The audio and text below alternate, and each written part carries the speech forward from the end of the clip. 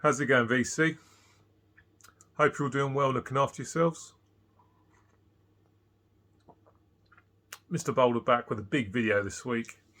Trying to make the effort to not make videos too long, but this one is going to take a while because when you're ranking the albums of Iron Maiden, you can't really sort of shoot through this in just 10 minutes. So yeah, big video this week. Ranking of the Iron Maiden studio albums from worst to best. And without any further ado, we're going to get stuck into it straight away. So for me, coming in number 16 and my least favourite of theirs is Killers from 1981. Second album. The second and last one with Paul Di'Anno on vocals. And the first one with Adrian Smith on guitar. Yeah, I know a lot of people really love this one, but it just doesn't click with me really. There's some really good classic songs on this, like Murders in the Rue Morgue, Rothschild. The title track Killers is excellent. Another Life's really good, but the rest of it just doesn't stick in the memory for me. Other than Killers on side 2, the rest of it just doesn't. I just don't care for it at all. Yeah, I don't know why. A lot of people really love this one, but for me, it's just the bottom of the pile. The one I'm going to spin the least out of any Maiden album. Still some great stuff on there, of course, but yeah, a lot of stuff I just don't care for at all. So that's last place, Killers, and then 16th place. In 15th place is Fear of the Dark from 1992. I remember going out and buying this on cassette the week it was released. This was the last album I made before Bruce left for 8 years, of course. Again, some really good stuff on this. Be Quick or Be Dead's really good. I love that song. Great way to open an album. From Here to Eternity next, it's got pretty much an AC/DC vibe to it for me. Afraid to Shoot Strangers is really good. Fear is the Key. So the first 4 songs are absolutely killer. Then it takes a bit of a dip in form. Childhood's End is not great. I can completely live without that. However, Wasting Love, which is probably the closest Maiden ever came to writing a power ballad, I really enjoy. But when you get to the second LP, the 3 songs on the first side are bloody awful. The Fugitive, Chains of Misery, that's okay, I suppose. But The Apparition, The Apparition and The Fugitive are terrible. Probably some of the worst songs that Iron Maiden ever wrote. Not good at all. And it finishes up with Judas, My Guide, which is pretty good. Weekend Warrior, which is pretty good. And the title track, Fear the Dark, I don't mind it, but considering it's a massive Maiden song, it's one I'm not that fussed about at all. If I went to see Maiden live, I'd rather see him play something like Be Quick or Be Dead than play the title track from this album. Yeah, I absolutely love this when I first got it back in the day. And still plenty of good stuff on offer here, but some very weak stuff at the same time. So that's why it ranks in number 15. That's Fear the Dark from 1992. Number 14 is A Matter of Life and Death from, I think this is 2006. Yeah. Let's just take a moment to appreciate that wicked cover art. This again is pretty similar to Fear of the Dark. You know, there's some really good stuff on this, but some stuff in it that I just find really dull and boring and just don't care for. Much like Fear of the Dark, the first 4 songs are fantastic.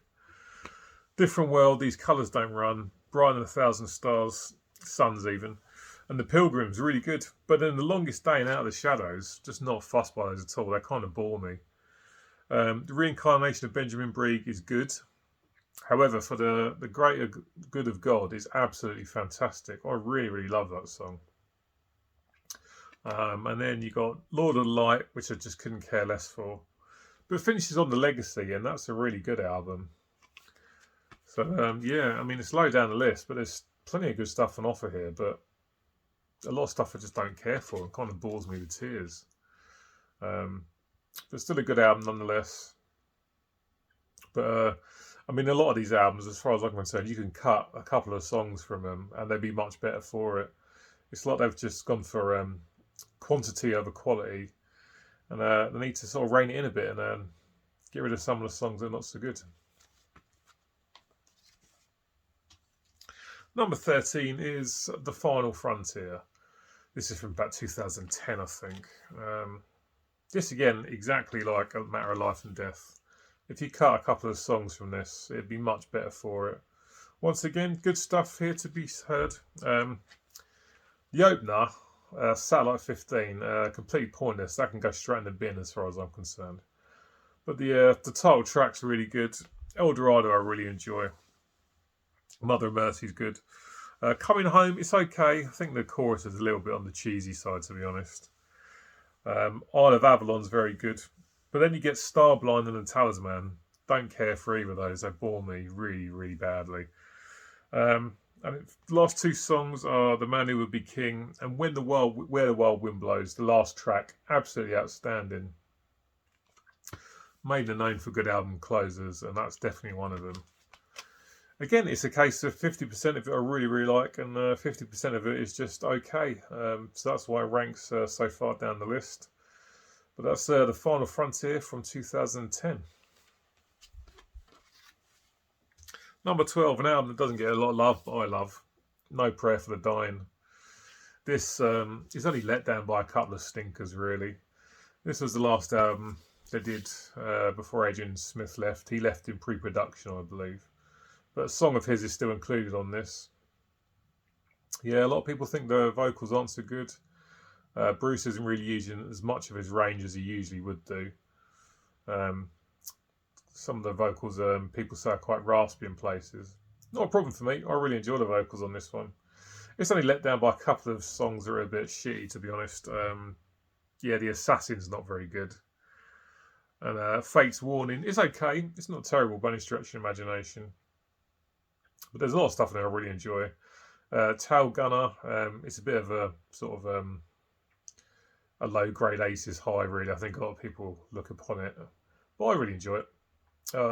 Holy Smoke, yeah, that's really good. They're not taking themselves too seriously on that one. Title track's good.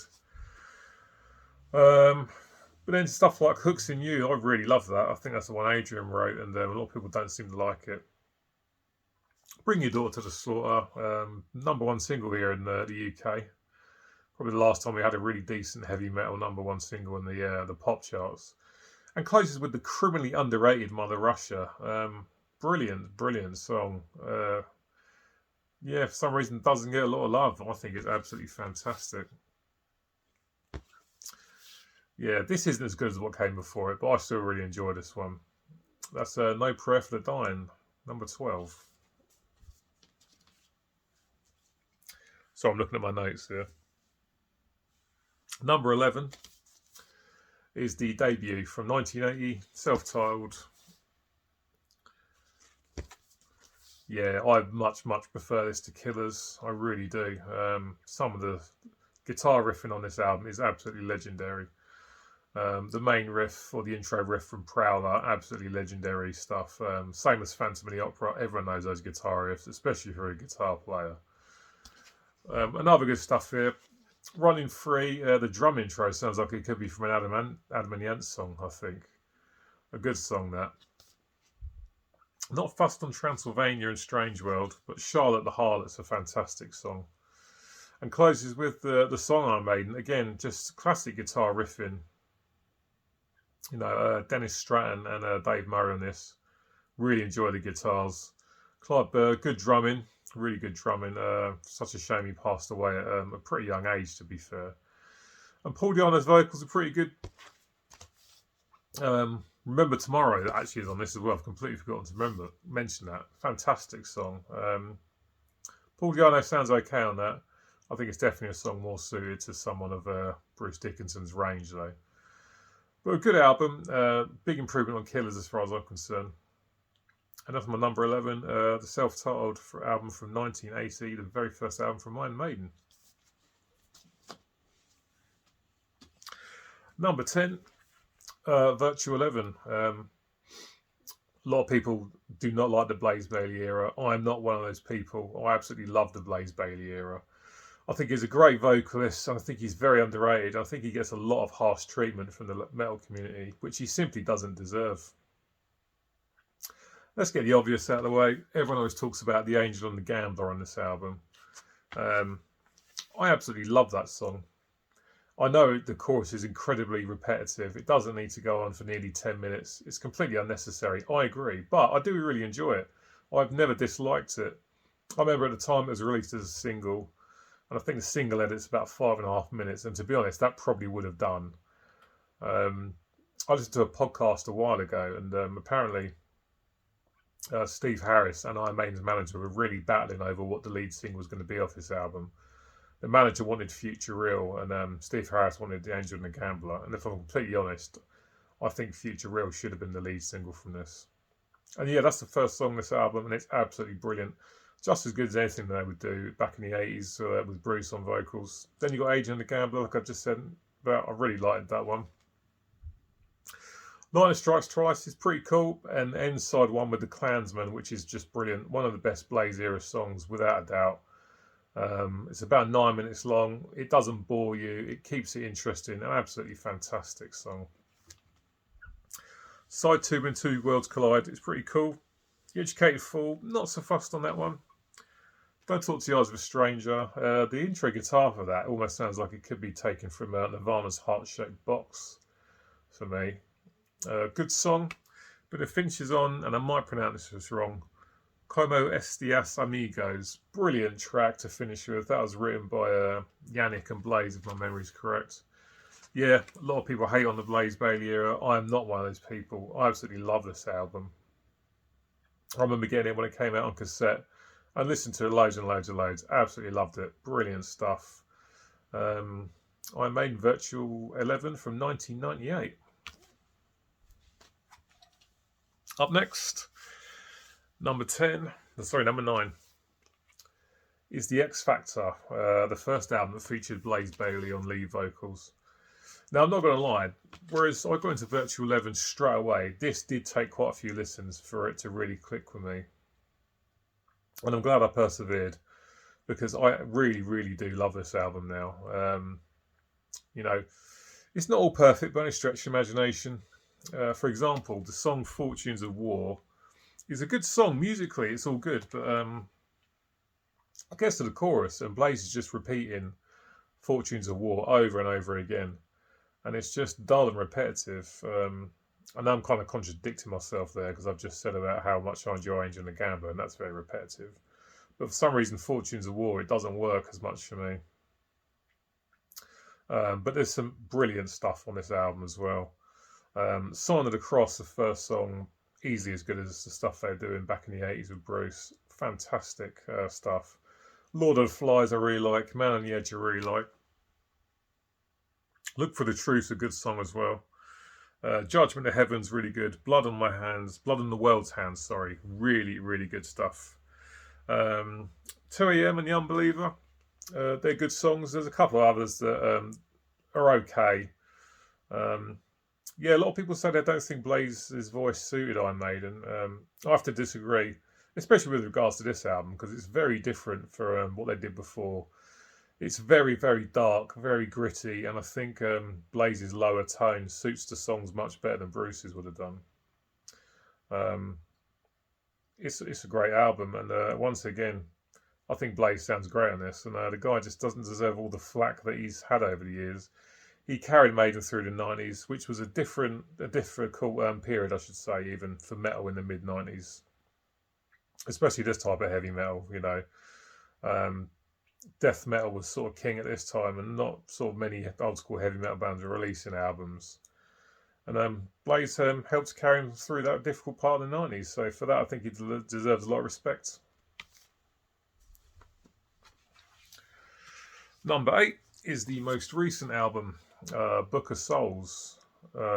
Again, when I first heard this, I was not that impressed. It was okay, but I found a lot of it quite dull. But what I've learned over the last sort of year or two is a lot of these Maiden albums from sort of the X Factor onwards, they need a lot of listening because they go on for a long time. And I think all of them really, if you cut a couple of tracks from each of the albums, they would be better for it. But yeah, now I really do enjoy this one.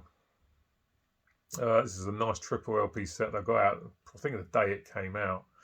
Yeah, when I first listened to it, it was like, yeah, it's okay, but repeated listens bring rewards.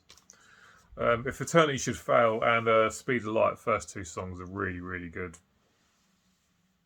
Red and the Black's a great song as well. Book of Souls, the title track's really good. Death of Glory, I really enjoy. Tears of a Clown and The Man of Sorrows is good. The last song, Empire of the Clouds, I actually do enjoy what's going on with the music and all that. However, it has absolutely no business being 20 minutes long. It just absolutely does not need to be that long at all. And kind of spoils the end of the album, really. But still a very good album. Maiden, at this point, nearly 40 years into their career, still putting out fantastic releases. It's a great album, one that I really enjoy, one that's definitely grown on me over the years as well. So that's the Book of Souls. Great stuff.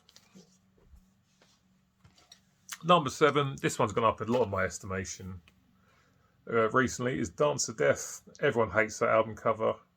I don't hate it, but I do agree it's not one of the best because it's pretty computer generated. Not the best. Musically, that's fantastic. This is from 2003, if my memory's right. Kicks off with Wildest Dreams, Rainmaker, and No More Lies. First 3 songs, fantastic. Song 4, I can't remember how you pronounce the bloody title, but I really enjoy that one as well. And the title track, Dance to Death, is also fantastic. New Frontier is good. Passchendaele, brilliant stuff. Probably one of the best songs on the album. I love the opening guitar riff in that song with the harmonising guitars. Sounds really good. Age of Innocence and ends with Journeyman, a brilliant ending song. You know, a lot of the time Maiden really do knock it out of the park with the closing tracks on their albums, and this is no different. Again, another album when I first heard it, I thought it was a bit too long, but I really love it now. It's a fantastic album. Proof that, once again, sometimes you need to give stuff a few spins for the magic really starts to come out of speakers. Right, number 6 is Brave New World. Brilliant stuff. I remember when this came out back in 2000, a lot of people were hyped for the return of obviously Bruce Dickinson and Adrian Smith. And they didn't disappoint, came back with an album that really is of very high quality. It's like they picked up where they left off from Seventh Son. As much as I love No Prayer for the Dying, I do think it's a little bit of a misstep. Not the case here, though. 3 guitars now. And back with great songs. The Wicker Man's fantastic. Ghost and Navigator's great. Title track, Brave New World, I really enjoy. Blood Brothers is also a great song. The Fallen Angel, The Nomad's really good. Out of the Silent Planet and The Thin Line Between Love and Hate. Only about 2 songs on this I'm not too fussed about, but I still really enjoy them. Maiden were back with the classic lineup and delivering the goods with the very first album from the classic lineup. Fantastic stuff. Yeah, this is another one that I needed to listen to a bit to get into it. But now I've realised that I was wrong before, and I was like, yeah, it's okay, it's a bit dull. It's not, it's a fantastic release. And that's why it's number 6 on the list. Iron Maiden, Brave New World from 2000, brilliant stuff. Up to the top 5 now, and these 5 are always going to be in the top 5. This is of a run of 5 studio albums for me that are absolutely perfect. Not many bands can both release in 5 studio albums, one after the other. They're absolutely amazing. But Iron Maiden can. Metallica's the only other band I can think of off the top of my head that do that. So number 5 is the first Iron Maiden album I ever heard. Number of the Beast from 1982. There's only one song on this that slightly lets it down, and that's Gangland. I do, however, though, still really enjoy that song. I don't think it's bad. I just don't think it's quite up to the quality of the other songs. Another track that gets dissed quite a bit is the opening track, Invaders, and couldn't disagree more. Absolutely love it. Love the guitar riff in that throughout that song. You've got Children of Damn next, which is another brilliant song. You know, when it comes to the quieter, sort of slower songs on this album, everyone talks about Hello Be Our Name, and rightfully so. But Children of Damn, I think, is an underrated gem that doesn't get talked about enough. The Prisoner and 22 Acacia Avenue, side A is all good. Title track starts off side B, everyone knows that song. Run to the Hills, a song I do enjoy, but I kind of find it a bit overplayed sometimes, so I'm not too fussed if I hear it on the radio and that. But when I listen to it in the context of an album, it's all good. Then it's Gangland, like I say, the weakest song on the album, but not a bad song by any stretch of imagination. And finishes with the fantastic Hello Be Thy Name. Obviously, Bruce Dickinson's first album with the band. And no disrespect to Paul Dano, but he's a massive step up in quality vocally on this. If I was a Maiden fan back in the Diano era and then I heard this guy singing, I would have been thinking, my God, he is so much better. It's an amazing release. It really is. You know, it's a classic for a reason. Everyone knows this album. Brilliant stuff. Just Gangland slightly letting it down, but it's still a fantastic release that I've listened to so many times over the years I couldn't tell you how many times I've heard it. So that's number 5, Number of the Beast from Iron Maiden, obviously. Number 4, it's one of the best album covers you'll ever see in your entire life. Power Slave from 1984. Stunning artwork from Derek Riggs here, and the music's just absolutely amazing. Starts with Ace's High in 2 Minutes to Midnight. Really, really good stuff. Of course, classic Maiden song still in their set list today. Lost for Words, Big Aura is an instrumental. To be honest, I could kind of live without that one, but it's still fine. Absolutely fine. Flash of the Blade's a great song. The Duelists, not too fussed on that one, but it's still good. But side B is where it's at. Back in the Village is really, really good. Then the title track, fantastic song, so good. The guitar riffing in that is brilliant. And then it ends with the nearly 14 minutes Ryman and Ancient Mariner. Just brilliant, brilliant stuff. Keep the song interesting. Like I say, it goes on for 14 minutes. You don't get bored. When you're writing a song that long, you've got to keep it interesting and do different things, and they do it perfectly here. These guys were absolutely on top of their game when they were recording and releasing these albums, and this is just an absolute stunning metal album. But it only comes in at number 4. There's a few others that I enjoy more than this. But to be honest, all these top 5 are absolutely outstanding releases. It's just you've got to like one more better than the other. Number 3. The follow-up from Number of the Beast, Peace of Mind from 1983. Again, there's only a song here or two there that's slightly below par with the rest of them, but still fantastic stuff. Nico McBrain's first album. Where Eagles Dare kicks it off. Fantastic. Revelations, an underrated gem, I think. Fly of Icarus and Darby Boots on even. Fantastic songs. The Trooper, classic. What a riff. Everyone knows that guitar riff. Still Life and Quest for Fire. 2 songs that are not quite up to the par of the others, but still I really, really enjoy them. Son of Steel's good. And then it ends with I think, a criminally underrated song, To Tame the Land. Another one of those epic Maiden album closers. Everyone always talks about Hello Be Thy Name, and rightfully so, but To Tame the Land is another fantastic, epic Iron Maiden song. Brilliant stuff. There are no bad songs here. I absolutely love this. Listened to it so much back in the day when I was a kid. Had the cassette and bloody wore the whole thing out, to be honest. Brilliant stuff. Peace of Mind from 83. Classic songs. The band just absolutely on top of their game. Fantastic release. Number 2.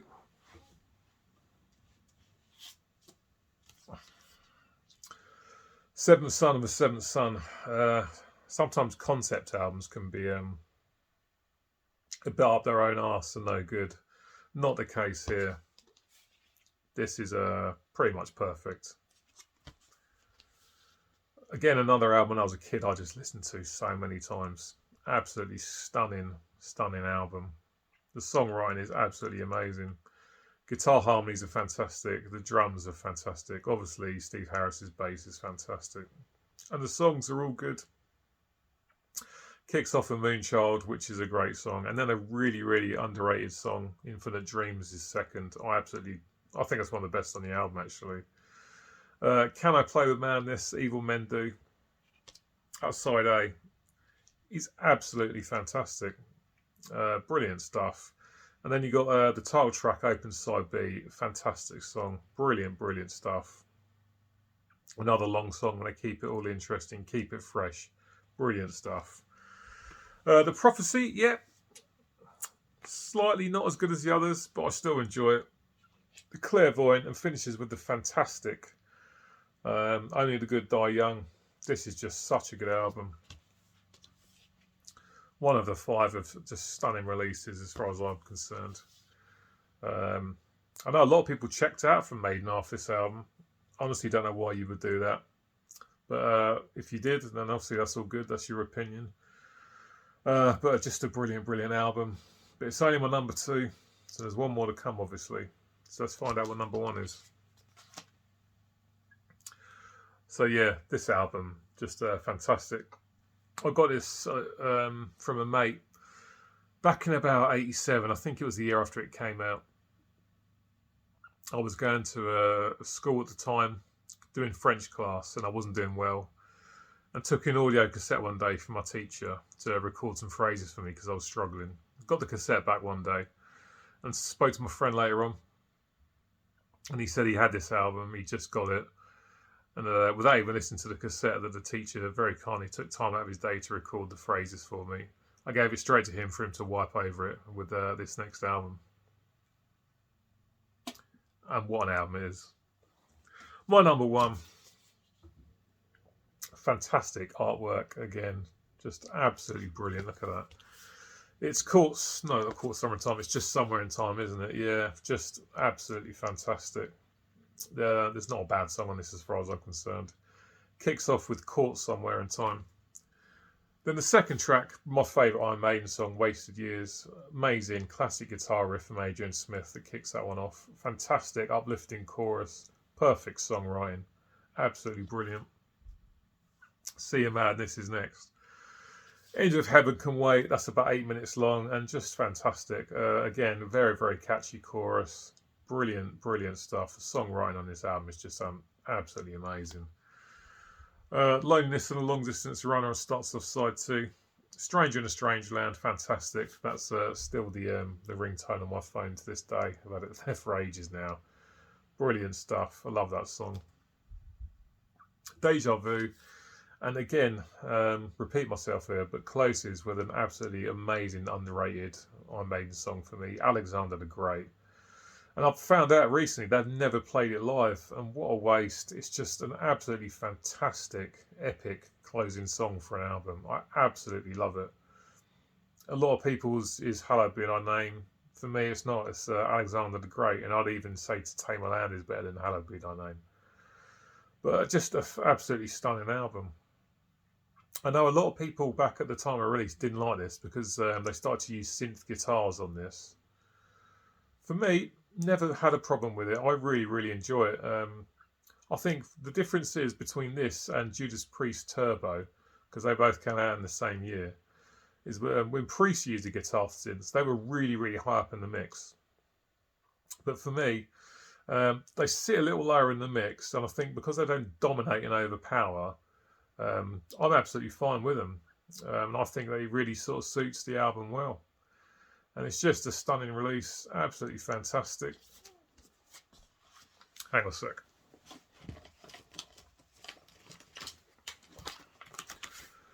I've also got this on a picture disc as well. An absolutely stunning album.